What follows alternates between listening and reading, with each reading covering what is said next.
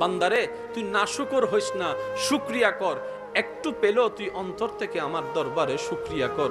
বান্দারে আমি বেশি কিছু চাই না তোদের কাছে। খাবার শুরুতে একটু আমাকে স্মরণ করবি, খাবার শেষ করে একবার আমাকে স্মরণ করবি, ঘুমানোর আগে একবার আমাকে স্মরণ কর, ঘুম থেকে উঠে একবার আমাকে স্মরণ কর। বান্দারে তুই শুধু তোর জীবনের ব্যস্ততার ভিতরে আমি রবকে স্মরণ করার জন্য বাহানা খুঁজতে থাক, কৌশল করতে থাক, যেমনি পারস আমি রবকে একটু স্মরণ কর। বান্দারে তুই কোন রকম ব্যস্ত জীবনে আমাকে স্মরণ করতে করতে একবার তুই কবরে আয়। তুই বান্দা দুনিয়াতে আমাকে স্মরণ রাখবি, আমি রহমান তোকে কবরে হাসরে স্মরণ রাখবো। সুবহানাল্লাহ। আর রব যাকে কবরে হাসরে স্মরণ রাখে, জাহান্নামের আগুন তাকে স্পর্শ করার কোনো সুযোগ নাই। আল্লাহ পাক বলে, বান্দা আমি আছি তো তোদের জন্য। লা তাহজান লা তাখাফ, ভয়ও করিস না, চিন্তাও করিস না। যার যা করার করতে দে, যার যা বলার বলতে দে। দিন শেষে আমি আহকামুল হাকিমিন হাসরের ময়দানে বিচার করব, তোর পক্ষে রায় করে দিব।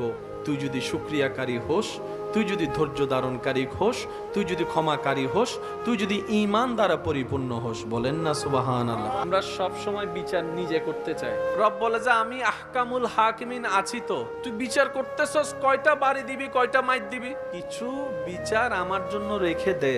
আল্লাহ আমি কি করব? বলে যে তুই ক্ষমা করে দে। আল্লাহ সে আমার উপর জুলুম করেছে, অত্যাচার করেছে, অন্যায় করেছে, আমি কেন ক্ষমা করব? রব বলে যে ক্ষমা করে আমার বান্দাকে আমার জন্য, আমি আল্লাহ তাকে ক্ষমা করে দিই যে ক্ষমা করে দেয়। রব বলে যে তুই নিজের গুনাহ থেকে মাপ পাওয়ার জন্য তুই নিজে ক্ষমা করে দে। তুই ওরে ক্ষমা করবি, আমি তোরে ক্ষমা করব। যে গুনাহ করার পরে নিজের ভুল বুঝতে পেরে রবের সমীপে নিজের মনকে মাথাকে সুফর্দ করে দিবে, দুই চোখের পানি ছেড়ে লজ্জার সাথে রবের কাছে ক্ষমা চাইবে, আল্লাহ সেই তওবাকারীকে ভালোবাসেন। সুবহানাল্লাহ। আল্লাহ তাআলা দানশীল ব্যক্তিকে ভালোবাসে। আল্লাহ তাআলা তাকওয়া অর্জন, রবকে যারা ভয় পেয়ে চলার চেষ্টা করে তাদেরকে ভালোবাসে। আল্লাহ কাদেরকে ভালোবাসে?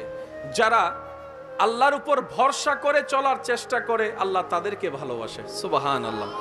আল্লাহ ধৈর্যশীলকে ভালোবাসে, আল্লাহ ক্ষমাকারীকে ভালোবাসে, আল্লাহ তাআলা বিনয়ীকে ভালোবাসে, আল্লাহ তাআলা ভদ্রতাকে ভালোবাসে, আল্লাহ তাআলা নম্রতাকে ভালোবাসে। সুবহানাল্লাহ। আল্লাহ যা যা ভালোবাসে বান্দার ভিতরে, এইগুলাকে যদি একটু গবেষণা করে নিজের ভিতর আনা যায়, দেখবেন প্রত্যেকটা আব্দুল্লাহ আল্লাহর রহমতে ওলি আল্লাহ হয়ে যাবে। হে আমার বান্দারা, ইন্নাল্লাহা মা'আস সাবিরিন, ইন্নাল্লাহা মা'আস সাবিরিন, ইন্নাল্লাহা মা'আস সাবিরিন। আমি রব ধৈর্য ধারণকারীর সাথে আছি, আমি আল্লাহ সহ্য যারা করে তাদের সাথে আছি, আমি আল্লাহ ক্ষমাকারীর সাথে আছি, আমি আল্লাহ বিনয়ীদের সাথে আছি, আমি আল্লাহ নম্র কথা যারা বলে তাদের সাথে আছি, আমি আল্লাহ ভদ্রদের সাথে আছি, আমি আল্লাহ মানিয়ে নিয়ে ক্ষমা যারা করে দেয় তাদের সাথে আছি। বলেন সুবহান।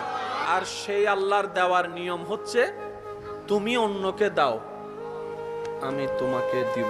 মুসা আলাইহিস সালামের সময় একজন আল্লাহর বান্দা মুসা নবীকে এসে বললেন, ইয়া নবী আল্লাহ, আমার জীবনটা অনেক কষ্টে যাচ্ছে, সকালে আনলে রাতে থাকে না, আমার রিজিকে এত কম বরকত কেন আমি বুঝি না, তা আমি বেশি দিন বাঁচতেও চাই না।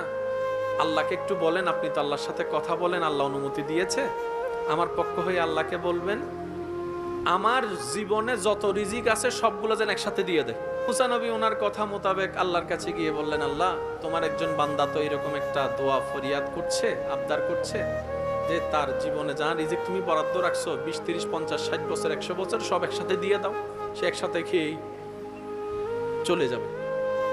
আল্লাহ তাআলা দোয়া কবুল করেছেন। সুবহানাল্লাহ।